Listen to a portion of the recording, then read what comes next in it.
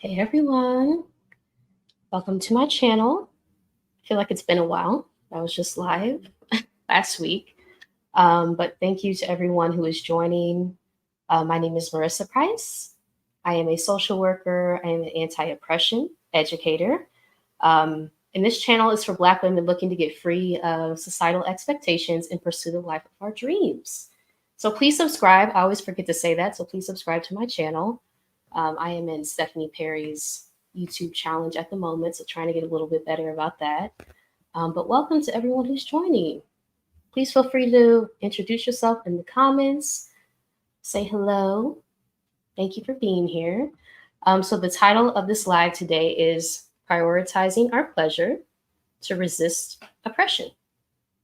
And this is inspired by the work of many Black feminist scholars that I've had the pleasure of reading over the past, it's been years now. It's been years. And I was first introduced to this work by For Harriet, the channel For Harriet, and just really got an introduction into Black feminist scholarship. So yes, hello y'all. Please introduce yourselves as you're joining. But also happy Black History Month. It is officially Black History Month. I've been on YouTube for an entire year now. My first video was posted February of last year. So it's been a year, and I so appreciate all the support and encouragement y'all have shown me throughout this journey.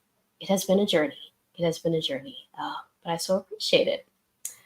Okay, so getting into the topic, I want to talk about pleasure. Thank you, Queen Bee. Hello. Thank you so much. I appreciate that. I appreciate that. Lydia, hey. Yes, yes. I would love to have you on my channel again. I did a video with Lydia.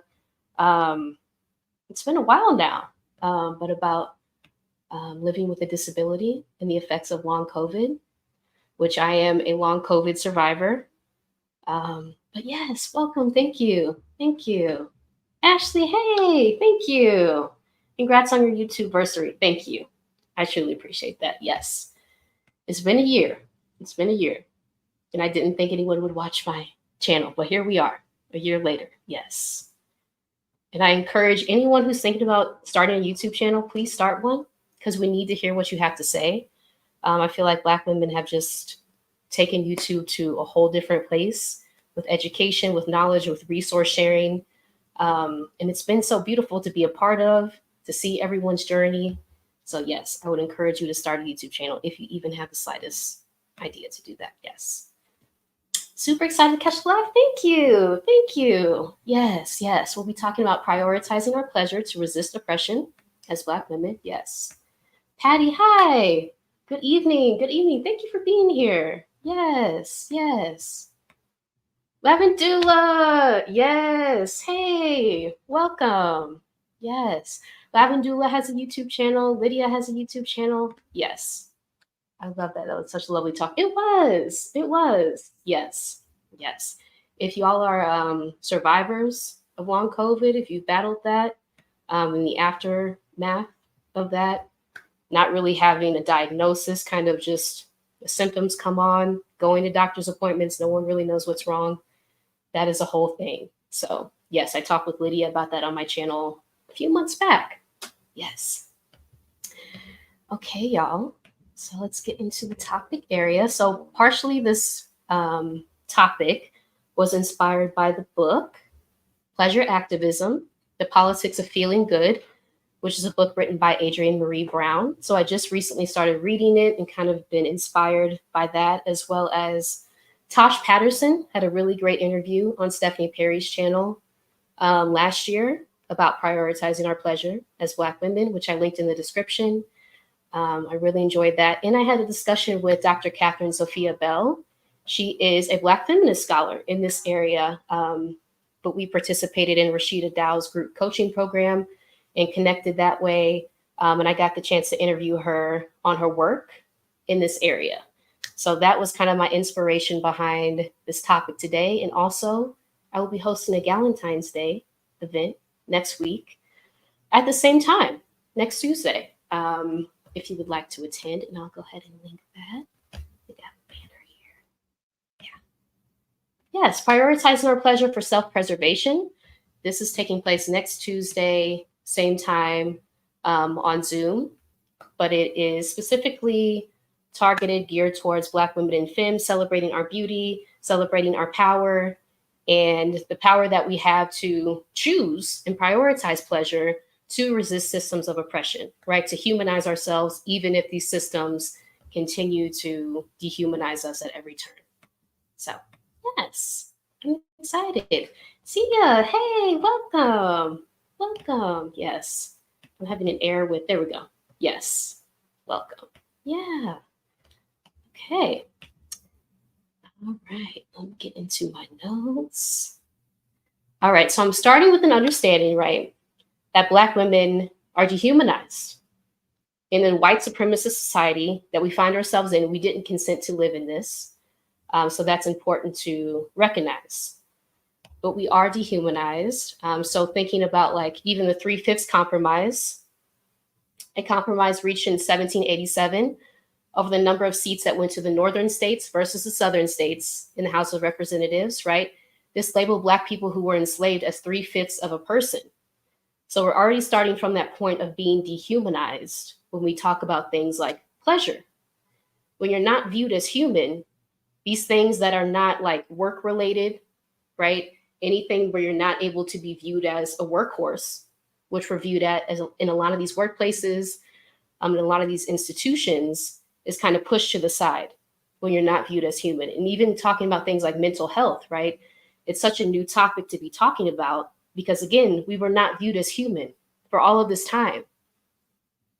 And we have to take that back on ourselves. No, we deserve pleasure just like anyone else, right? Because we are human. So starting from that standpoint.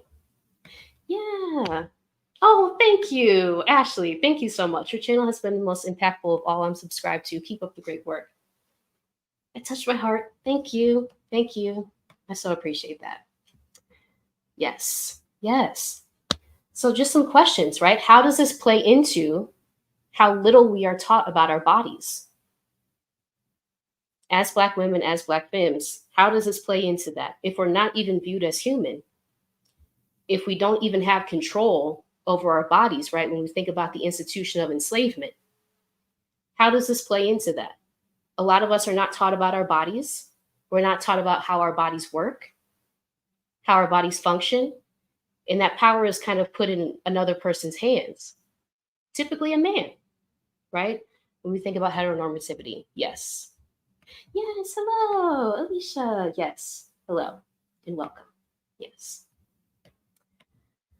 Okay, yes. We were not viewed as human, right? So we're having to take all of this back from people who did not classify us as human beings.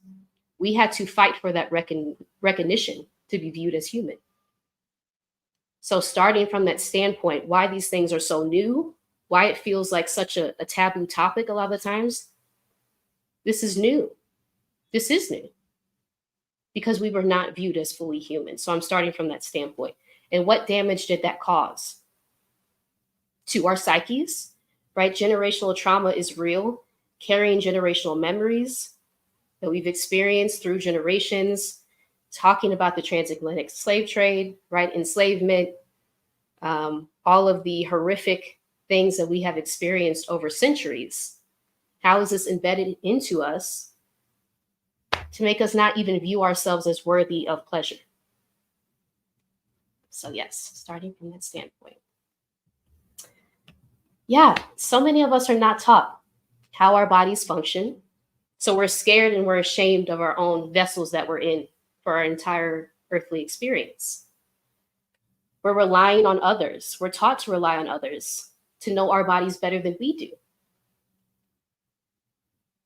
That's real. I know that, I can definitely relate to that. And then I think about like the three main anti-Black and misogynistic tropes of Black women that we see in the media. Mammy, so asexual, right? Only there to serve and be docile.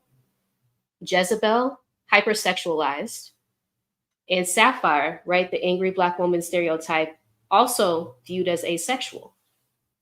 So all of these depictions that we see in those three main categories, they're all dehumanizing, and they all affect the way that we view pleasure, that we view our sexuality. All of these are limiting. Yes. And I do have a question for y'all. And I will be reading excerpts from Pleasure Activism as well. But yes, what does pleasure mean to you? What does pleasure mean to you? I want to know. Okay.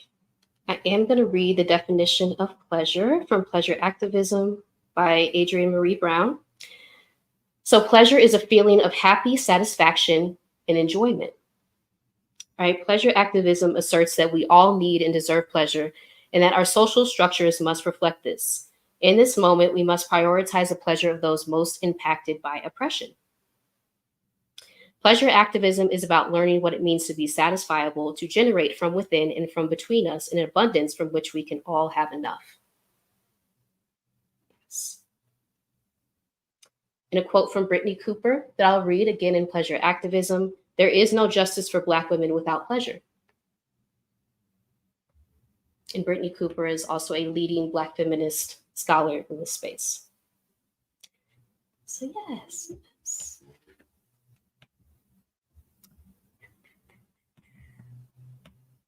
Getting back to my notes.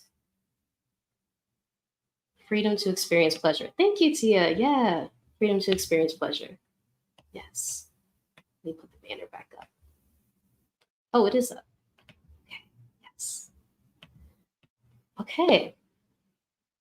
So I also think about the shame around sex, relationships, single parenthood that has been placed on Black women during our time here, right? For centuries. And there was a time before enslavement and colonization, and I always want to emphasize that. There was a time that existed before that, thousands of years. But post that period, right, the shame that we have internalized around sex, relationships, single parenthood is real. And how does that impact how we view pleasure and our ability to invite in pleasure into our lives? So even like the Moynihan Report, right, in 1965, written by Daniel Patrick Moynihan, that essentially blamed Black women for the deterioration of the Black family. So all of this blame has been placed on us for centuries. How have we internalized that, and how do we view ourselves now? Because of what oppressors have told us about our bodies, about our role in this, when really they were the ones doing this behind the scenes, right? And then convincing us that it was our fault. Yeah, Lydia says, "I'm still trying to work out pleasure for myself after a life of being taught to disappear and pour myself out for others." Ooh, I can relate to that. I can relate to that. And thank you for sharing that. Yeah. A life of being taught to disappear and pour myself out for others. Yeah. Yeah. Ooh, thank you. Yeah. Because so often we're taught to shrink, right? And I have a note here about like toxic jobs. Toxic jobs want to see us disconnected from our bodies and not tapped into how things are feeling, not tapped into the disrespect that we're encountering, right? I talk a lot about toxic jobs on my channel as a toxic job survivor and realizing how disconnected I was from my body that entire time. And that's how they want it. That's how oppressors want it.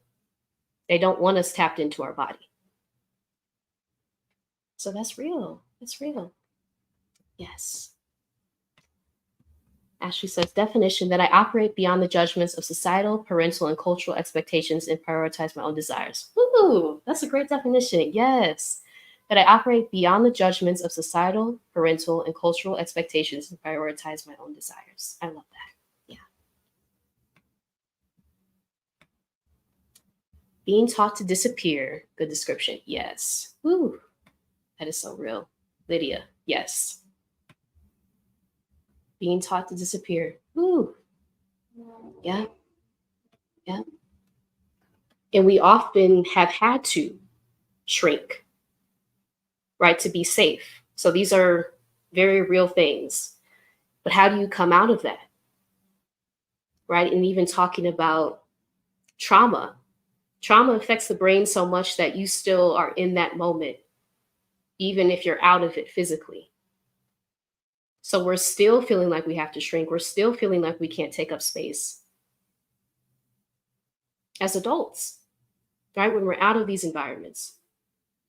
And how does that impact how we view pleasure? Yeah.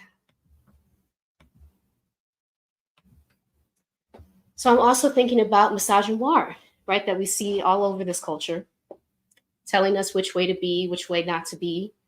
None of it being for our liberation, but for our continued oppression. Shaming us for existing, just for existing. That's real. I feel like I need to take a breath on that. Yes. None of it being for our liberation, but for our continued oppression. Misogynoir. Yes. The misogynoir, for those who don't know, is the specific hatred directed towards Black women. Yeah. Lydia, thank you. Yeah. A lot of the messaging has come from the Black women in my life, honestly. Thank you. Yeah. So internalized misogynoir is very real. It's very real. And thank you for sharing that. Thank you for bringing that up. Yeah. Yeah.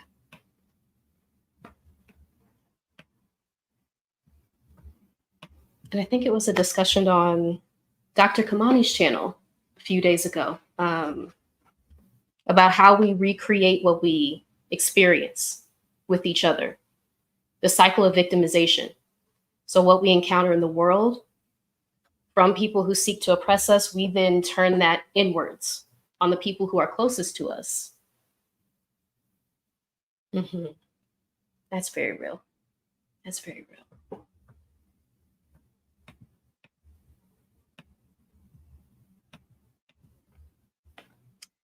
Okay.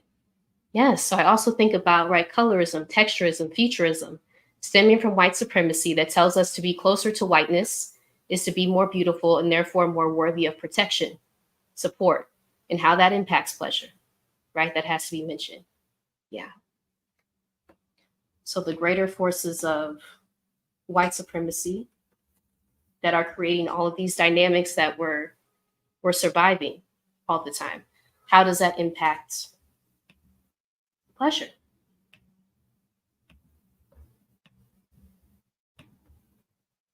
Yes. So all of these things, right, considered. When do we get to center our pleasure?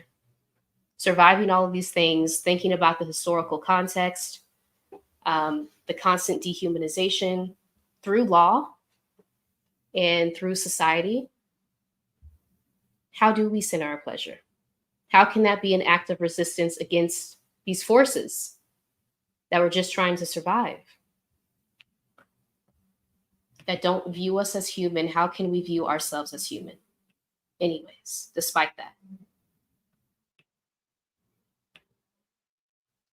Another question, what if we centered our needs first?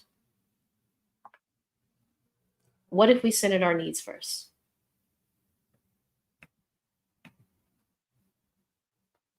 That's pretty revolutionary, right?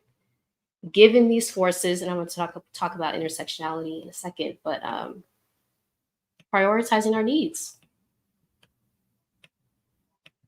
So what makes us feel good in going in that direction unapologetically? Unapologetically. Yeah, I'm going to go back to, again, I'm reading excerpts from Pleasure Activism by Adrienne Maree Brown. Okay, so she says, pleasure is the point. Feeling good is not frivolous, it is freedom. We can gift it to each other in a million ways, with authentic presence, abundant care, and honesty, with boundaries that keep us from overextending, with slower kisses, with foot massages in the evening, with baby hugs and elder hugs, with delicious food, with supported solitude and listening to our bodies, our shameless desire and coordinated longing. Yes. So I love that quote. Feeling good is not frivolous, it is freedom. And where are we taught that we have to feel bad? These are all questions that I'm asking myself, right? As I'm reading these materials, as I'm working through them, reflecting on my own experiences around not being taught about my body, having to learn that on my own, right? The shame of our bodies that is taught to us at such a young age, right? Even thinking about going through puberty. It's huge. You are taught, I'll speak for myself, often taught like to be disgusted by my own body. And how does that impact what you view yourself as worthy of, right? When you're taught to be disgusted, ashamed of your body, are you able to view yourself as worthy of pleasure? That's the question I'm sitting with. That's real. Yeah. Puberty was rough. Puberty was so rough. Oh my gosh. I don't think I have the words. It was so rough, right? Going through that, having to learn how to care for your body while battling the shame. And it felt like, for me, it felt like there were no resources around to help me navigate that time of starting your period, right? For the first time, of all of these, the things that come with that. There were no resources. And that's one of my hopeful passion projects for the future, right? Is providing those resources for girls going through this. Because that lays the foundation for us being ashamed of our bodies in adulthood that we have to navigate through, that we have to educate ourselves about. When if we would have had that information early on, like how life-changing would that have been? Yeah. Tia said, when we center our needs, we're looked upon as being selfish. My mother never modeled pleasure, sacrificed her entire life. Yeah. Yeah. Yeah. Thank you. Thank you. Yeah. Sacrificed her entire life. Yep. Yeah. Oh, thank you. Thank you. Yes, that is one of my hopeful future passion projects. Yeah. To educate about that transition from girlhood and even the way that that's framed, right? Starting your period is like the entry into womanhood. At 12, at 11, right? Even younger, the way that that is framed. Yes. Lydia said, I think we're taught we're only worthy of pleasure if it's in the service of someone else, usually a man who doesn't even like you. Lydia, yes. Oh my gosh, yes. That is so true. If it's in service of someone else, usually a man who doesn't even like you.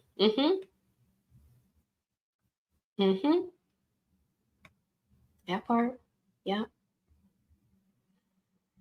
Ooh, the truth in that. The truth. Yeah.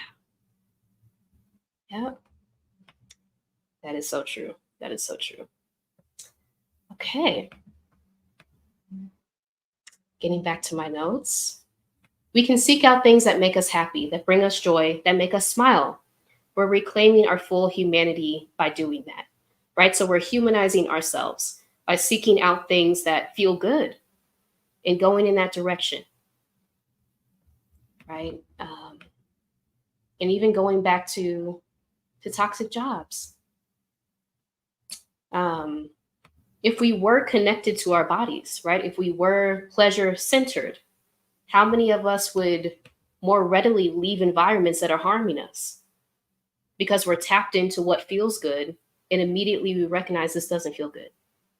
Someone's disrespecting me. And leaving that and knowing that you have options outside of that, right? Trusting in abundance, which is one of the other principles of pleasure activism, trusting in abundance, despite the manufactured scarcity all around us. Yes. Mic drop. Lydia, seriously.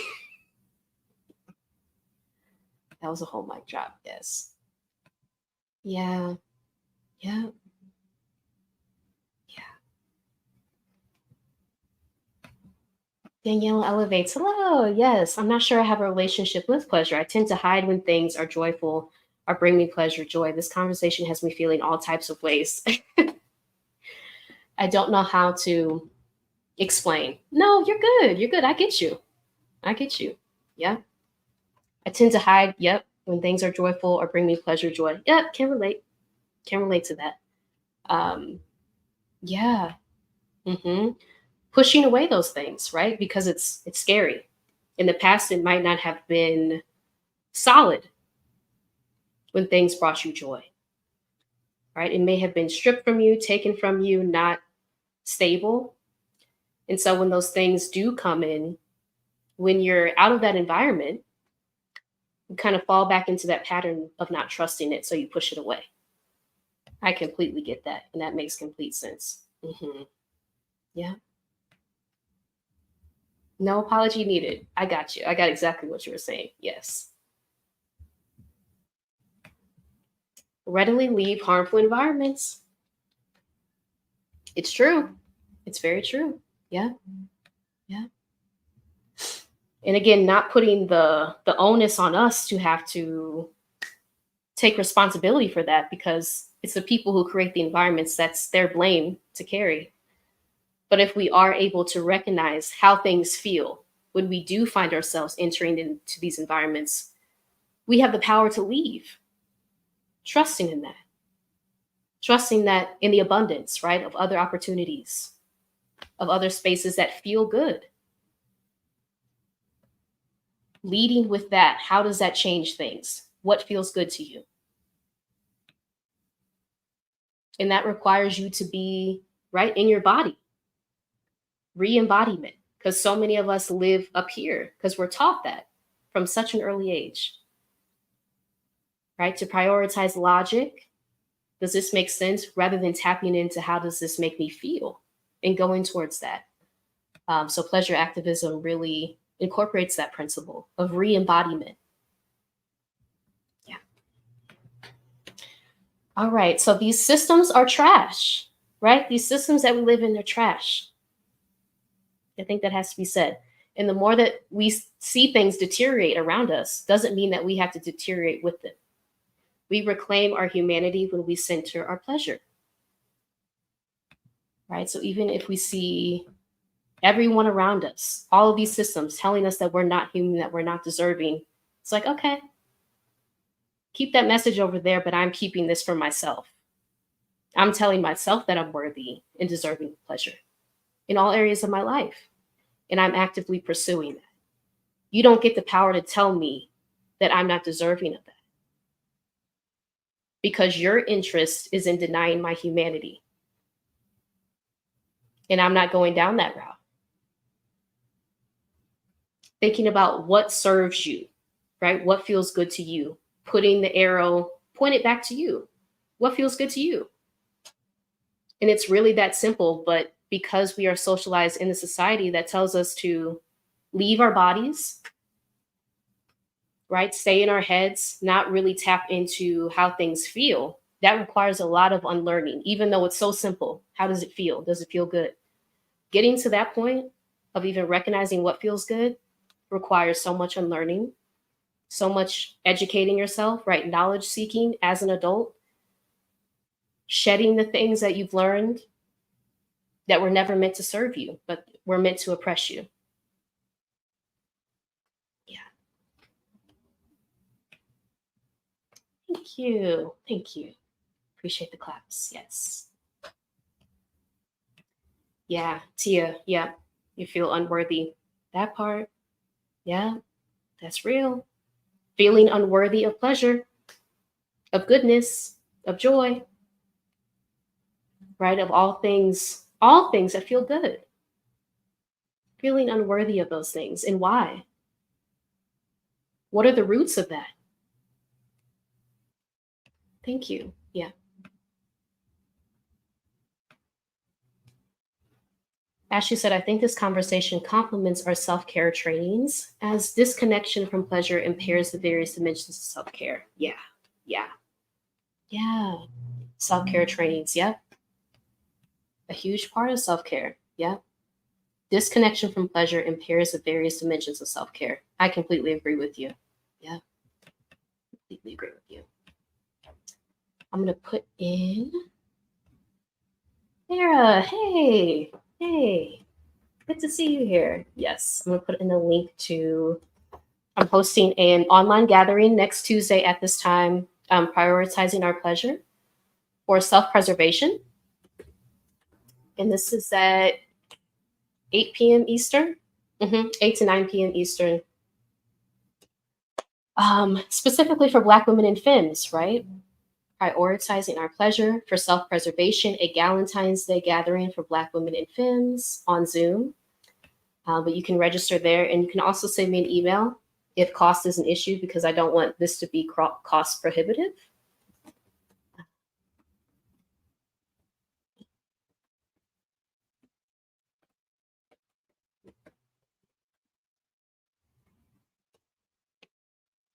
But yes, I'm looking forward to that gathering. And these are just my notes as I'm putting together the presentation and the materials that will be shared next Tuesday, again at 8 p.m. Eastern on Zoom, hosting the Galentine's Day gathering. And Galentine's Day is the day before Valentine's Day, celebrating the friendships of women.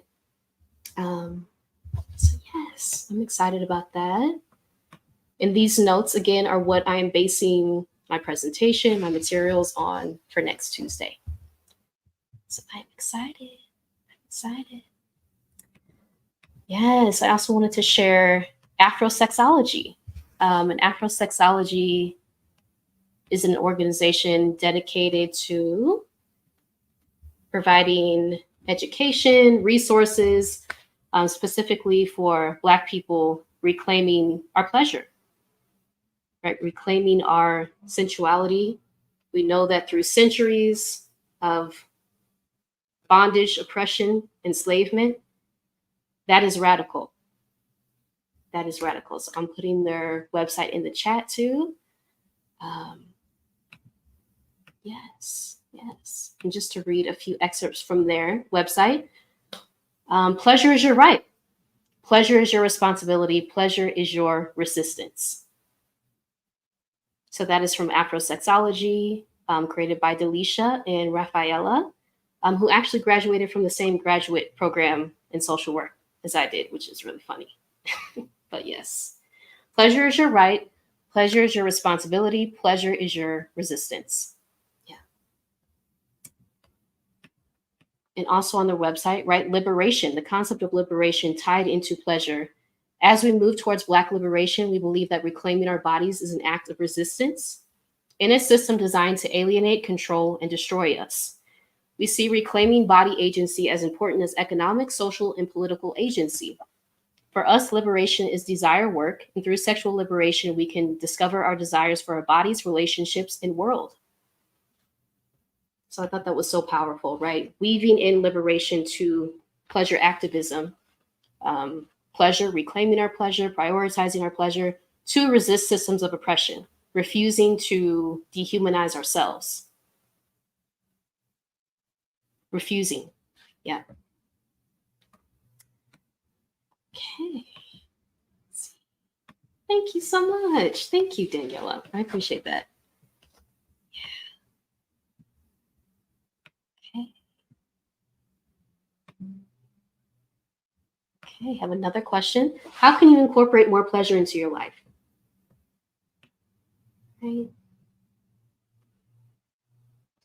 Yes. Ashley says, pleasure is our responsibility. I love this. Yes, reclaim ownership. Yeah, it's true. Yeah. reclaiming ownership of our bodies, right? Because again, this goes back to enslavement, right? The bondage, we did not have ownership over our bodies for hundreds of years. And what impact has that had on us? Thinking about epigenetics, right? The trauma that is passed down genetically from generation to generation. If we have those memories, no wonder these topics sound so out there. They sound so foreign because we were not even viewed as human beings for centuries. And that cannot be understated. Yeah. Okay. I did want to mention intersectionality. And this is coined by law professor Kimberly Crenshaw in 1989 to describe how race, class, gender, and other individual characteristics intersect with one another and overlap. And this is very important when thinking about our experiences as Black women, right? Thinking about the many intersections in our identities: classism, sexism, homophobia, transphobia, poverty, ability, ageism, fat phobia. All of these things intersect to really determine our experience in the world, in the society, and how does that impact pleasure? The more identities that you have that fall without or outside of the dominant space, and you seeking pleasure, like that's even more revolutionary. Because these systems are trying to tell you that you're not worthy. The more identities you have that fall outside of the dominant identity. Yeah. Lydia says we have to start by being honest about what we want and enjoy without shame or respectability politics. Lydia, yes, yes. Being honest about what we want and enjoy without shame or respectability politics. I agree. I so agree. Thank you. Yeah. Yeah. And a lot of us, like, getting to that point is difficult, right? Being honest with ourselves. And that might look like self-work, right? So reflecting, journaling, voice noting, if writing is not your thing, tapping back into you. What do you want? What do you like? What do you enjoy, right? What brings you joy? And we're viewed as, the society regards us as machines. So doing that may take time, may take effort. It won't be overnight, because this is a lot of unlearning that you have to do to even get to that point where you view yourself as being worthy of experiencing joy, pleasure, and not just being a worker, a machine to feed the larger systems of oppression. No, you're a human being. You're a human being. Yeah. Yes. All right. So our sensuality is powerful, right? When we deny our sensuality, we deny our humanity. I think about all the shame that is placed on Black women and femmes for simply being in our bodies, simply existing in our bodies. So how do we tap into the abundance of pleasurable experiences and reject the manufactured scarcity that we see all around us, right? What if we simplify things again and went towards what feels good? Coming back into our bodies. What feels good? What feels good? Yep. Yes. Mira, yes. Yes. And also we can take our pleasure into our own hands, right? It does not require a man, does not require a partner. You have the power to make yourself feel good. You don't have to wait on anyone else. An external validation is not required, right? So even thinking about degrees, which I've talked about on my channel before, constantly seeking external validation, a stamp of approval that I am worthy, that someone else has approved my entry into this field, has given me the letters behind my name, the credentials, We're taught to constantly seek external validation. Seek things externally that we can actually provide for ourselves. And one of those things is pleasure. Yeah. And that's revolutionary, I feel like, because we are taught to seek outside what we can provide to ourselves. And what happens when you change that dynamic? When you actively shift that inside yourself, reject the pressure and societal messaging that tells you you have to seek something externally. Refuse to do that and actually provide that for yourself. The systems of oppression begin to lose their power just in that act. Because you are no longer waiting on someone else outside of you to say that you're worthy of this. Because you're determining that for yourself. Self-determination is huge. Yes.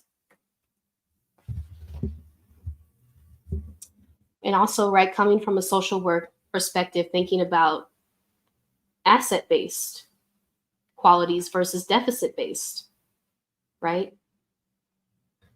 There are so many deficit terms that we internalize around being Black women, right? But why do we need partners to experience pleasure? Why should we feel ashamed if we don't have a partner?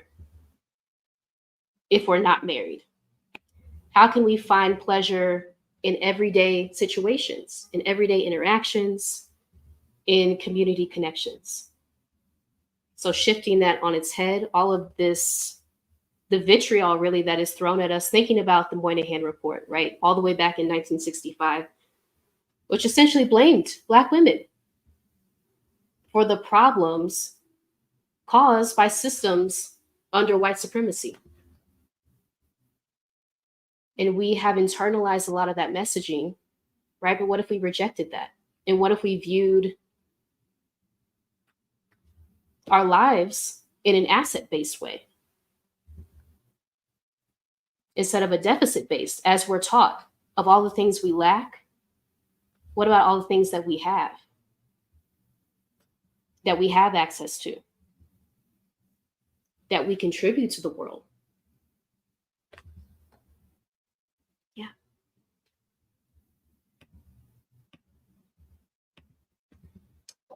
Yeah. And just like I said, pleasure can be found in everyday experiences. In everyday experiences. And last question for y'all. How can pleasure be a form of self-preservation? As we think about, again, systems that we see deteriorating all around us because they were never created to be sustainable. They were created to uphold power and control, but not created to be sustainable, not created to be life-giving. They're created to be life-taking. And how can we prioritize our pleasure and it be a form of self-preservation to resist everything that we see happening around us, to resist the messaging that we receive, that we're not human, that we're not good enough?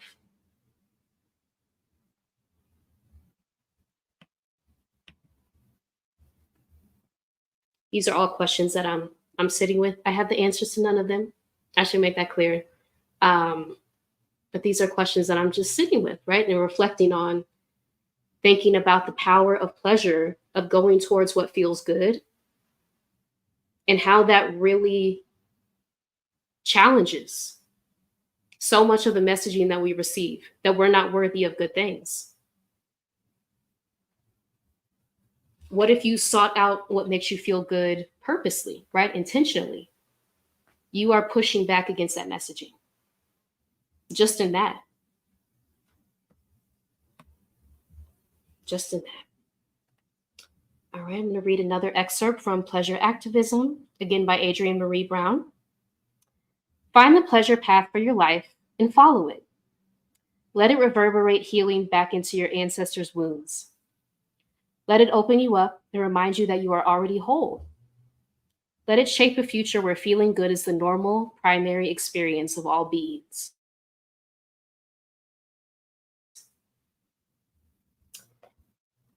So yes, yes.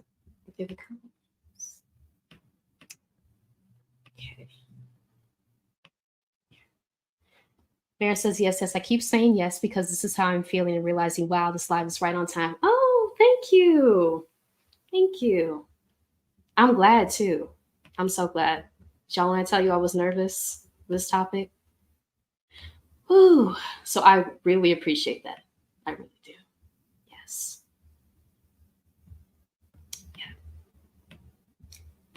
Because there is still that thing inside me feeling like I'm not qualified enough to speak on this topic. Even though I've read, even though I've studied, right? That feeling is still there. But it's working through that and not having to be an expert at anything. And just being transparent that I'm still learning, right? I'm still reading.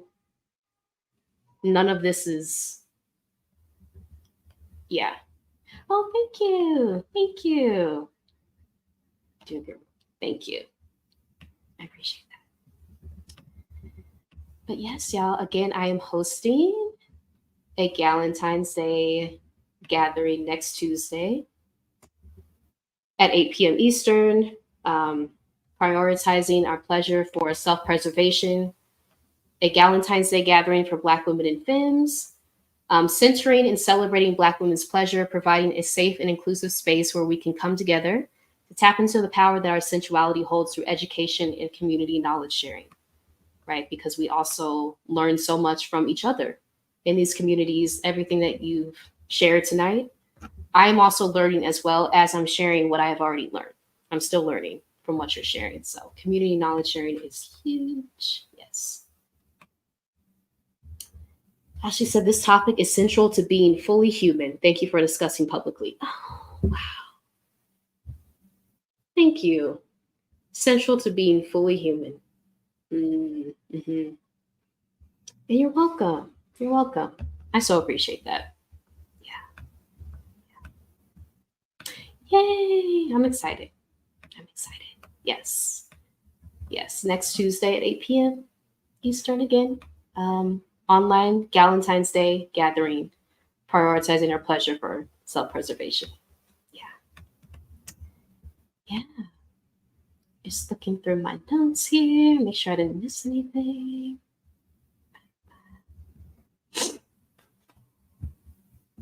Yeah, so the beauty and power of self-love is huge, right? Not having to seek that externally, that external validation, the opinions of others, and the intervention of others, the act of others, they're not required. They're not required. We hold the pleasure, the power of pleasure in our hands, right? So that is huge. You're right. She said, guess what? Studying doesn't make you an expert. Being a healing human, reclaiming your power and divinity is what qualifies you in this topic. Thank you. Ooh, that's true. That is true. Studying does not make you an expert.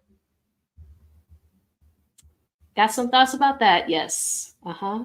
Coming from the land of all the letters behind your name and realizing how little people actually knew despite all those letters, all those degrees. So yeah, that's so true. And thank you for that reminder. Yeah. Yeah. Lydia says, very much needed and relevant for where I am in my journey. Thank you. Yeah, you're so welcome. You're so welcome. Yes. Yeah. Yeah. Yeah. Studying doesn't make you an expert. That quote right there. Studying doesn't make you an expert. Ooh. Mm-hmm. Yes. Expertise is often weaponized by WS. Remind me what WS is. To invalidate self-experts, no title required. Yes.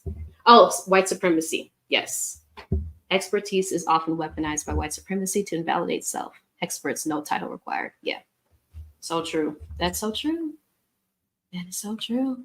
Yeah. Ooh. The land of all the letters. Yes. Yeah. That's where I come from, the land of all the letters. Ooh, all the letters behind your name and know absolutely nothing. So that is true. That is true. Okay. I think that was all of my notes, y'all. Let me know if you have any questions. And I'll read another excerpt, again from Pleasure Activism. Okay, from our first moments, we should be encouraged to focus on how our bodies feel, what sensations and interactions awaken us, what feels wrong, what kind of touch feels right, and how to communicate a spectrum of boundaries and consent. Instead, many of us spend our formative years in our heads, learning to be something we are not, unlearning the skills of truth we're all born with. Eventually, our desires are woven so thoroughly with these social norm fantasies that we think that we desire our own disempowerment or someone else's. That was a powerful passage to me. That was a powerful one. I think I'm going to read that again. Okay. From our first moments, we should be encouraged to focus on how our bodies feel. What sensations and interactions awaken us? What feels wrong?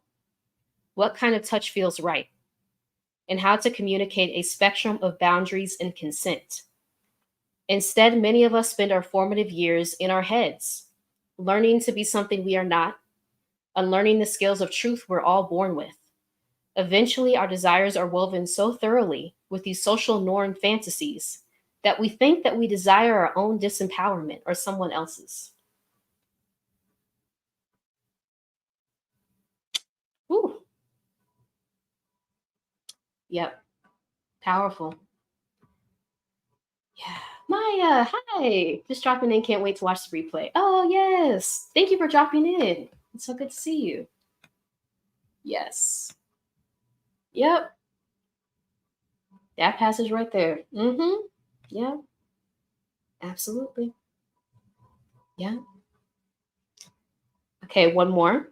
Okay, a central aspect of pleasure activism is tapping into the natural abundance that exists within and between us and between our species in this planet. Pleasure is not one of the spoils of capitalism. It is what our bodies, our human systems are structured for. It is the aliveness and awakening, the gratitude and humility, the joy and celebration of being miraculous. Yeah. Huge, huge. Yeah. Pleasure is not one of the spoils of capitalism, right? So again, it's not frivolous, it's freedom. It's not something on the side, it's something that you incorporate into your everyday life because you are human and you are living this life experience and you deserve pleasure. Yeah. Yeah. Yeah. And again, a quote from Brittany Cooper: there is no justice for Black women without pleasure. Yeah. And I think that's a perfect place to leave it tonight. But I want to thank y'all again so much for being here, for sharing everything that you shared in the chat. Again, I will be hosting an online gathering next Tuesday at the same time at 8 p.m. Eastern, prioritizing our pleasure for self-preservation, a Valentine's Day gathering for Black women and femmes. Okay. Yes. But if cost is an issue, please just send me an email, hello@mprice.msw.com. Other than that, if you can make it next Tuesday, we'd love to see you there. The link to register is on the screen, also in the description. Oh, yes. Mara, yes. Can we buy the ticket the day before? Absolutely. Yeah. Yeah. Absolutely. Thank you for asking that. You're welcome. You're welcome. Yes. I hope that this was helpful. Again, this was outside of my comfort zone, but here we are in 2024. Yeah, outside of our comfort zones. And I appreciate y'all so much for being here again. Oh, yay. Thank you. Thank you so much. Thank you. Yes. Lavendula. I so appreciate this conversation. Thank you so much. You're welcome. You're welcome. Yes. And thank you so much for the hearts, Danielle Elevates. So glad to see you here. Yes. And again, a quote from Afrosexology, which I linked in the description as well, their website, if you are interested in resources, knowledge around reclaiming your pleasure, right, as Black people. The link to their website is in the description. But pleasure is your right. Pleasure is your responsibility. Pleasure is your resistance. So with that, yes, I'm going to end it here. And I hope you'll have a wonderful rest of your evening. Until next time, I'll be going live on Thursday with Kim, who is a world traveler. And I met her in Guadalajara. So we're going to be talking about building community while traveling. So looking forward to that Thursday at 8 p.m. Eastern, if y'all can make that. Right? Okay. Until next time, y'all. Thank you, Patty. All right. Bye.